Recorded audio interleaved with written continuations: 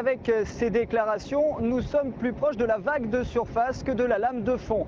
Je m'explique, la CEDEAO, vous l'avez compris, annonce que Laurent Gbagbo accepterait de négocier une sortie de crise pacifique. Ça, en apparence, ça sonne comme une grande avancée. Mais lorsque vous appelez les proches de Laurent Gbagbo, on vous dit tout simplement que c'est le cas depuis le début, que Laurent Gbagbo a toujours prôné le dialogue. Ce sont leurs mots. Laurent Gbagbo, qui d'ailleurs a fait plusieurs propositions, on vous les rappelle, c'est le gouvernement de transition, c'est ce comité d'évaluation des votes.